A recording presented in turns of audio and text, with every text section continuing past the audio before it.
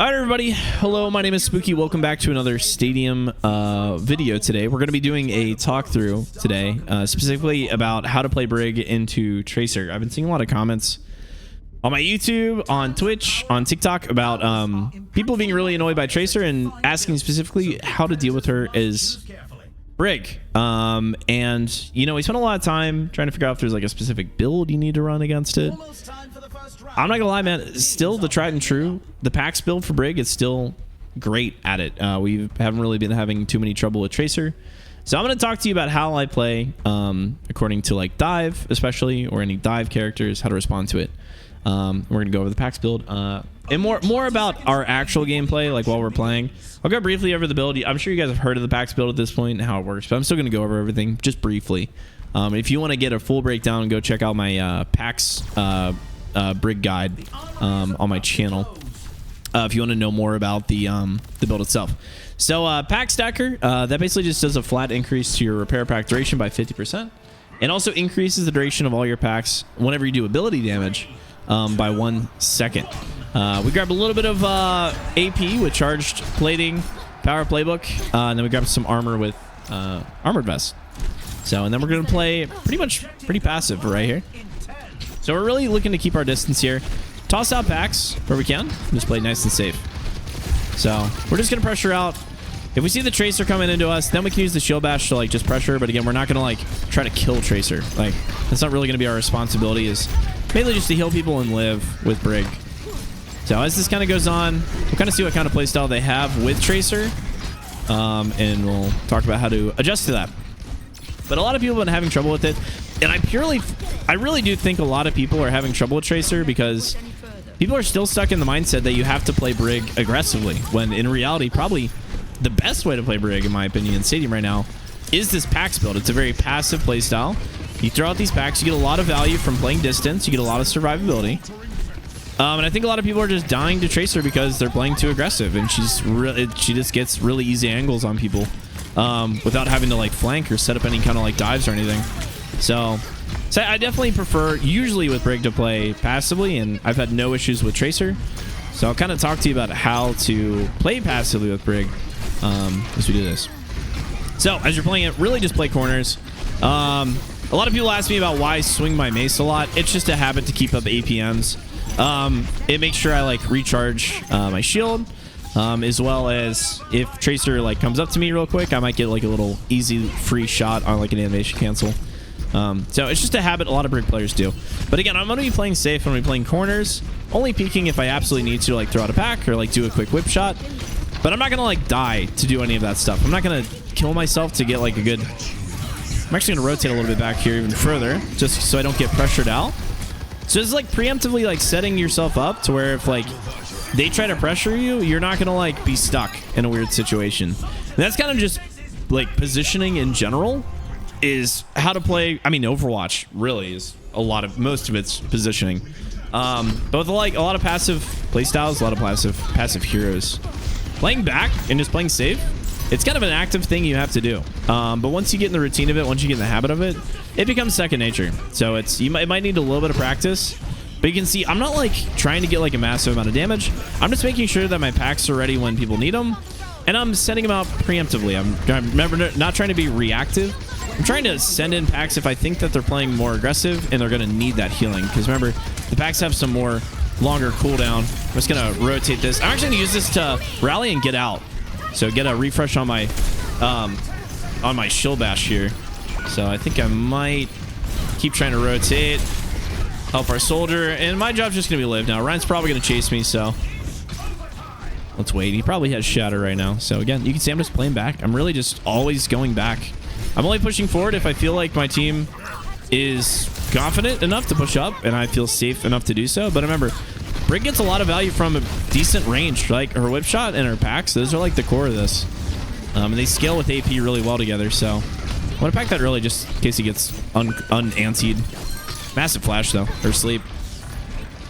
Preemptively pack that up for my Tracer when she goes in. If I see anybody chasing anything or playing in like an aggressive area, I'm going to pack them up. Remember, before they even get critical, I'm gonna be packing them because I am expecting the damage to be on them. Now, the reason, and you might be saying this, man, dude, that Tracer's not, the Tracer's not even pressuring you, Spooky. What the heck, man? You're saying that, what about a Tracer that's actually pressuring you? Here's the thing. If you position in a way that makes it really hard for Tracer to set up pressure on you, aka playing back, but also playing close enough for your team to respond, Tracers are going to find it way harder and way less frequent that they can actually set up those flanks. And they're going to have to commit harder to do it. And as long as you play in a way where you have your cooldowns to pressure her out, you have a shield bash to rotate away from her, it's going to be hard for her to get any value. So as this goes on, we might see Tracer pressure us a little bit more. But if you play in this passive way, while also staying close enough to your team for support, you're going to find that Tracer just doesn't really get to do as much to you. Now, we have some options in this build in case you are struggling with, like, you're playing back, you're doing your position great, and you're still having a little bit of trouble with the Tracer. There's things in this build to help you out. For example, Ironclad exhaust ports. I'm going to grab this preemptively. And I'm also going to grab Haste Paste to give some speed boost to my monkey whenever I pack him up. Now, Ironclad exhaust, we talked about it plenty of times. Anytime you use a health pack, you're going to get 25 over health or any other ability. Shield bash or whip shot. Now, these don't stack anymore, so it's only 25. But this is going to help with your get a lot of the chip damage. So if you do get pressured out, don't be afraid to whip shot. Don't be afraid to shield bash out. But also don't be afraid to throw packs. And this is gonna help even more come next round when we get our next power, which is Optimizer, which is also going to increase our survivability. So it's like, really in general with packs build, as long as you're throwing out packs and kind of just rotating through your abilities, you're going to naturally be increasing your survivability. So as long as you're kind of doing this, let's finish that up there. Oh, we lost our Ana there too. Yeah, as long as you're rotating through these and not wasting them for like bad moments. Yeah, don't use abilities just to use them, but like make sure you're at least getting some kind of value from them. And I'm just gonna rotate out. So I know that I'm not in a position to like 1v5 or 1v2. So this is it, man. I'm just waiting for my team. I'm kind of going with the flow. I'm supporting their playstyle. And we'll just deny Tracer if she ever tries to go in for flanks. Which naturally, the nice thing about it is if you play back, you're usually going to be kind of near your other support anyways. So the Inspire that you're proccing with Brig is going to heal your support reactively. So when you're going in for these little whip shots to extend the duration of your packs, you're also probably going to be by proxy healing your other support. So it's not too bad. So I'm going to shield bash in there just to get a quick pack of my monkey. Why don't you double pack him here? So this is one of the few times you're going to see me using shield bash to get farther, is kind of like diving with my monkey, but I'm not really diving. I'm just trying to remain in range so I can pack. Now, if he were to dive back there and I had maybe some people up here, I would not be shield bashing forward to heal my monkey at that point. If he dies, that is completely on him. I am not going to die to keep my monkey alive. That to me is not a good trade. My life is the most important because I have the most control over my gameplay. So I'm always going to play for my own life. I don't know if I can counter shield bash that. Ooh, almost. Oh, no. Goodbye. Now that's just unlucky. That's unfortunate. I like the oops. There you go. And I'm just going to rotate back again. So not even try to worry about point. Just survivability. Quick regroup. Then we're chilling out. Actually, probably hear the Tracer over here too. And then we're back in. I'm gonna shield bash a little bit forward. That Ryan's actually really low. Not gonna kill myself to get that pick though. Just gonna make sure I'm alive so I can hit these packs up. Huge sleep. There's a preemptive pack for my monkey. I'm gonna pop this now. Help out my Ana. There's the Tracer. Nano boost on the Tracer. Oh my god, she's eating our team up right now. That's probably gonna be that round. Massive. That's probably play of the game too. Ugh. Nano boost Tracer is scary. It's very scary. All right, solid second round though. Not too bad. We obviously made some mistakes as a team, but I'm feeling pretty good about it. We've got some pretty good plays. Got good skilling right now. It'd actually be good to like have the Tracer pressure us even more. I'd love to see some more stuff like that, so I can kind of talk about what happens when she gets really in our face. So, all right, round 3. Also, if you guys are watching right now and enjoying the video, make sure to like it. Make sure to let me know below how you've been liking Tracer in Stadium. Make sure to follow me on Twitch at twitch.tv/Spooki Show to come hang out live when we record these live. You guys can be part of the studio audience. Anyways, round 3, we're gonna grab Optimizer. This is for each repair pack that's active, increase your repair pack healing by 10% and heal yourself for 5% of your max life for every 1 second. This is per pack too.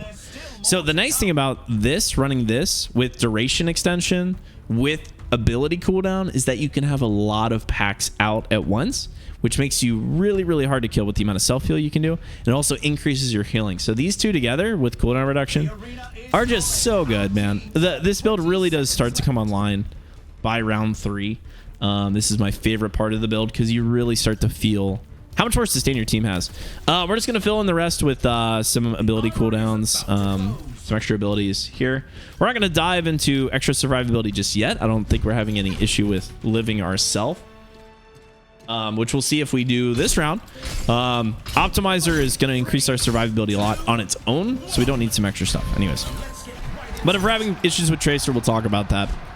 All right, so here we go. Same thing. This is the nice thing, is the playstyle doesn't really change too much about what you're doing. You really just kind of get to watch what's happening. You just really make sure you throw out these packs. That's the most important part of the build. Everything else is secondary, right?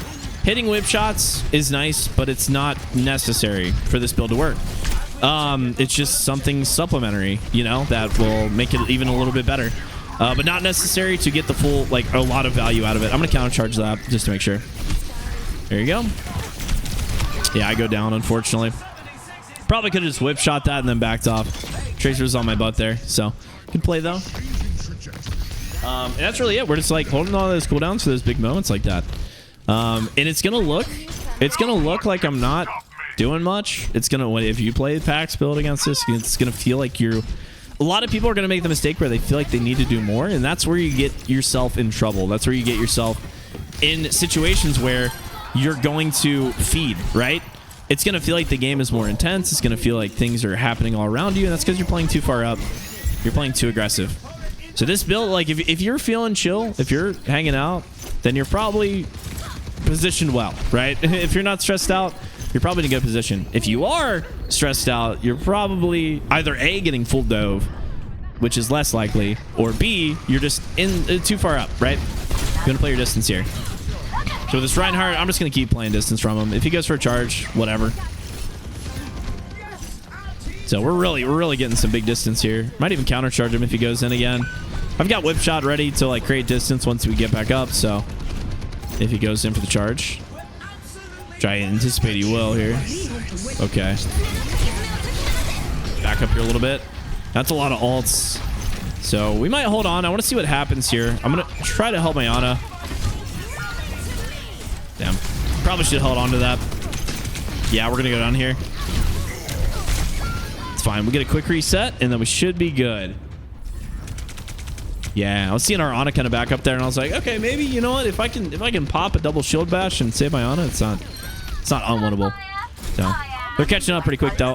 We got our monkey huge pick on the Tracer. And I'm probably just going to play high ground here. Ooh. Maybe help our Ana, maybe. Oh, damn. So again, not going to play close to that Reinhardt.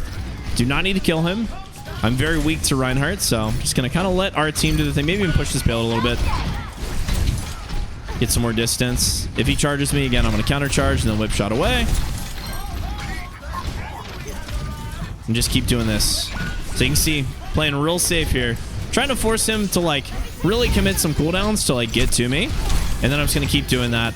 Kind of rotating away. Hopefully I don't get naded here. I might. The massive sleep. Wow, that lasts a long time.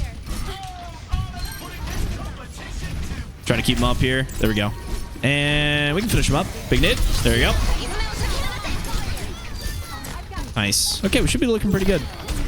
Playing their payload now. So they don't get any more distance here.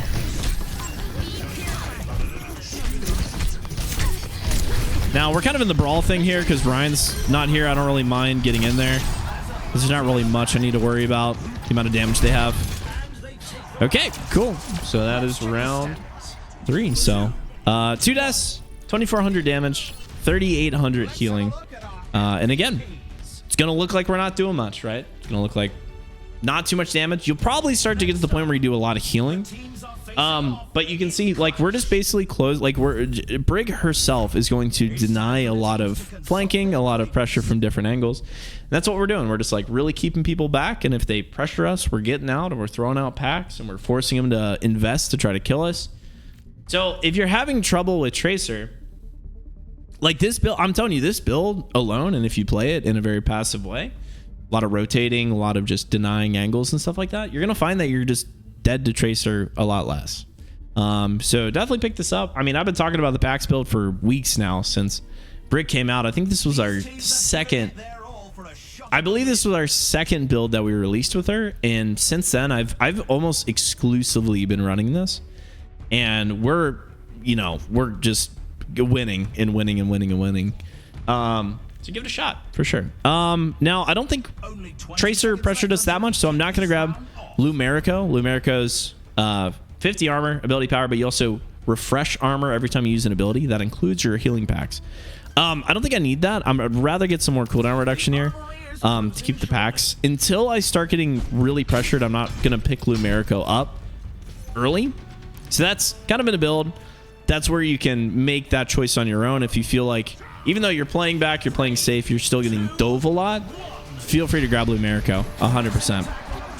The only thing you got to be wary of is being antied, because it is not overhealth, so it actually will not refresh for you or heal. So you do got to be a little careful of that. That's what Ironclad is really nice for. It's overhealth. It's going to ignore anti, so you're looking pretty good here. So again, nice and passive, playing back, making sure I can see everybody so I can pack them up. Now again, with Optimizer, when I throw out multiple packs, like multiple packs are going at the same time, it's going to increase the amount of healing that I do. So like, don't be afraid to use some extra packs preemptively.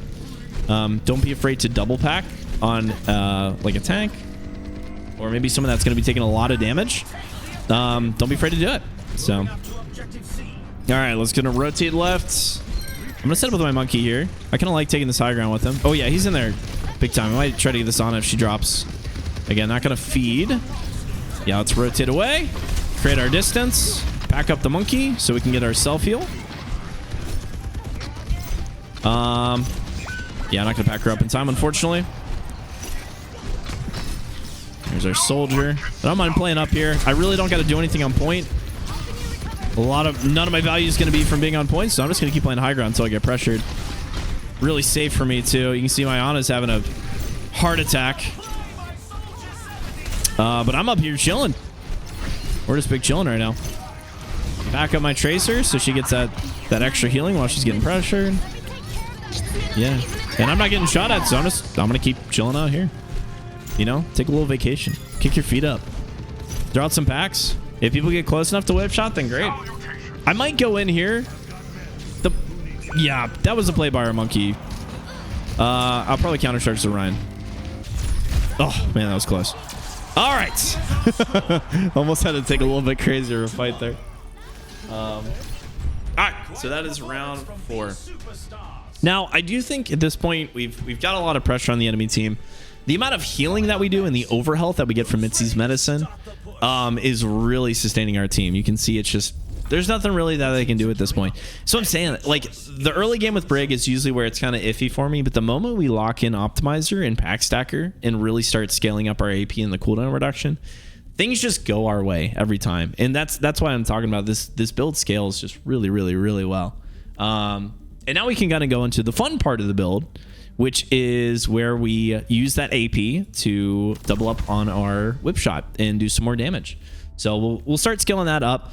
Now, part of this build is making the choice on whether you need chain extender or not. If you feel like you're not getting many opportunities to throw whip shot and you're not getting super pressured and you'd like to add more damage, then feel free to grab chain extender. It is not necessary at all to grab chain extender. You can grab something else for more cooldown reduction. If you want to invest more in your packs, you can. If you want to invest more in your survivability, you can sell some stuff off and trade around to get Lumerico. If you want to pressure with more healing, you can do Cyber Venom.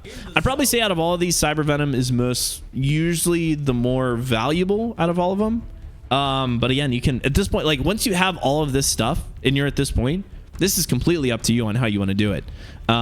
Which is the fun part about it, is where like really the customization comes in. So let's grab chain extender, because that last round we had plenty of pressure, and I'd like to contribute a little bit more since I'm not getting pressured at all. So we're gonna grab that just to make it nice and easy. But again, if we find that Tracer is pressuring us and we end up losing this round, I'm gonna grab Lumerica. You know, if I feel like Reinhardt's charging on me and I'm finding that I need something to, like, you know, just to pressure him out, I'll grab that Lumerica, or even grab Cyber Venom. You know, if I feel like Reinhardt's living, you know, and we just can't kill him no matter what, I'll grab Cyber Venom, try to get that healing reduction on him, which is actually really good for whip shot and really good for it's really good. Brig's just really good with Cyber Venom. You wouldn't think it, but she actually applies it really easily and really well on a lot of really good targets, especially with chain extender. It's really easy to proc that anti-heal with ability damage. So he's cooked. Tracer's down, and you can see I'm not really like trying too hard to like damage. I'm really just, it's kind of the babysitter, you know. You're kind of the babysitter in this situation. Did not mean to shield bash there. That was weird. I'm just kind of doing this, just zoning things out, making sure everyone's good and making sure no one's getting like free angles on us, you know, without at least letting them know, like, hey, I'm here, I'm gonna pressure you out a little bit. All right, there you go. Huge sleep on that Tracer. There you go. Just go back to it. So it's kind of a three-part, right? We get that damage. We also proc Inspire for people around us. You can see how this is kind of what I mean by, like, not instinctively using your shield bash to kill people, because I might need it to rotate out. You can see I kind of held that there for a little bit just to see what was going on. Now, Anna's by herself, so I actually don't mind going in pretty hard here. Just finishing up with that. And then we're good to go. So we got Rally. I found, especially in this build, using Rally more defensively is going to kind of be the play, but not at the point where, like, you're probably going to die when you pop it, right? So I try to like to use it a little bit more defensively. I have more luck with that. If, for example, Ryan comes in and I grab it like this, I can pop it, get a little shield bash, but I'm going to wait. Oh, actually with Nano? Yeah. Still, we're a little weak. I'm going to keep playing back. Keep creating distance. So you can see, man, how much they invest. Once you pop that Rally, I swear it happens every time. Everybody wants to kill you. And it's very, that's why I tend to play more passive by default, because I just expect that people are going to, like, focus me really quick. And Brig, even in Rally, is just not, she's just not thick, you know? She's not like a thick character that can survive a lot of stuff. Unless you're, like, really built for it. Which we're not. We're built for basically everything else. So we're just gonna keep playing like that. Great use of the Rally there too, though. Forced out a lot of big cooldowns. So I'm just gonna keep my distance. Yep, huge play there. All right, I think we can probably turn this one around. Just pack my Ana up. She's gonna go for that, man. My Ana's not scared. She's not scared. I believe in her, actually. I believe in that 1v1. You got this. Okay, just gotta... So a little reactive there. Oof. That's gonna be a good one. Yeah, that's gonna be around there. That's a big slam. Alright, cool. We can go to the next one then. Alright, so that was round 5. We're gonna go into round 6. At this point, we're just scaling up AP and cooldown reduction and survivability. That's about it. So let's think about what we did this last round. We did get pressure during our rallies. Not massive pressure from... well, they tried to. And the thing is we had shield bash to rotate out, right? When Soldier, when Reinhardt, when Tracer tried to pressure us, we had our shield bash to rotate out from it every single time, which made it really hard for them to do that. So really, we're doing fine. Cooldown reduction might be probably the best way to do it, just so we can keep throwing out packs. And maximizing the amount of extra healing that we can do with packs. I like having the Ironclad exhaust, especially with them having nade and anti. I like having just a little bit of overhealth there. If we do grab Lumerica, we could play a little bit more aggressive. But I don't really think that that's gonna be the play. Like, we're not gonna be game changing by doing damage is Brig, especially with like shield bash and like going in hard. That's not really gonna do much. So I'm gonna get rid of custom stock. And we're going to grab Cyber Venom. And then to keep that 5% cooldown reduction, I'm going to sell Multi-Tool and grab Nano Cola just to get a little bit more healing boost and a little bit more whip shot damage. So, all right. Ooh, where's the jump pad? Let's take jump pad. Jump pad's not really the smart play, but I'm convinced. I'm convinced. If you don't take it, if you don't take a jump pad, you are a coward. I'm kidding, by the way. You do not have to take jump pad. I just like taking it. It's so much fun.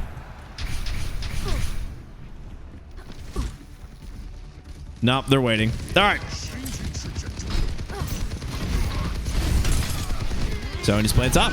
Oh, he's cooked immediately. I'm gonna keep this high ground though. Oh, good heavens. There you go. Reapply that Cyber Venom to that Tracer. There you go. I think we should be just about good here. I think our monkey should be back soon, so that's fine. I'm going to play safe. I don't need to drop until that timer really is going to stop it. Yeah, force him to take high ground. There's the nade. So I'll throw a Pax out just so I can get that over health. Throw this out. More Pax. So you can see playing like real defensively like this. Playing away from the Reinhardt swing range. So we have Tracer now. I might even take that high ground again. Or I'll just kill her. That's fine too. Yeah, we're gonna cap this. I'm gonna retake that high ground. So kind of force it to where Tracer has to use cooldowns, has to like rotate and set up to really pressure me. It's gonna mean she's gonna be down like a lot of her blink cooldowns to get there. She might even take some chip damage. So I'm gonna stay on this high ground. Like I'm gonna play in a good safe position. I kind of wish I could get up there, man. If there was like a nice, if anybody knows like a really good Brig tech to get up there, please let me know because I would love to play up there. That's such a good position. But we're gonna set up for the high ground here. So we're just gonna chill. Ooh, actually might have started jump pad. Yep. Okay, so there's the Tracer. You can see she's trying to set that up now. Playing real safe here. Armor that up, and I'm just gonna keep my eye on up for a sec. Keep throwing out packs here. They're probably gonna take this high ground. I'm actually throw in a little rally here. Oh yeah, we're gonna get aggressive. Massive stun, massive nade. Yeah, that was just too good to pass up. Okay, I'm not gonna go in for a double though. I'm not gonna be greedy. Especially with that nano run. Okay, now we're a little bit nanoed. Don't know if this is the play for me.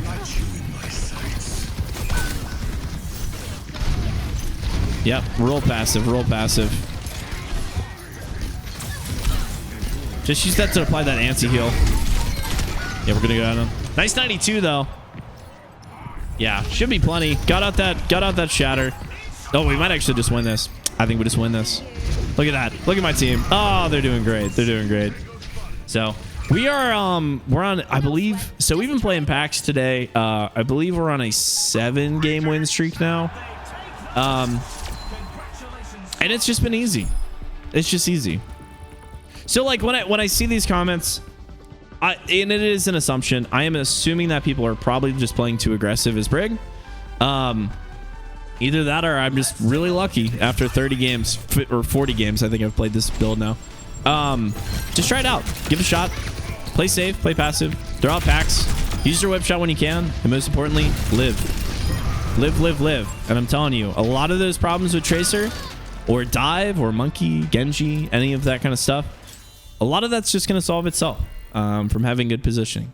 So that's the packs build. Again, we're going to include that in the description. If you want to get a full breakdown on packs, go check out my packs build video where we talk about all that other stuff. But that is it for today. Thank you guys for watching. We'll see you on the next Stadium video. Make sure to subscribe and go follow me on Twitch. Bye.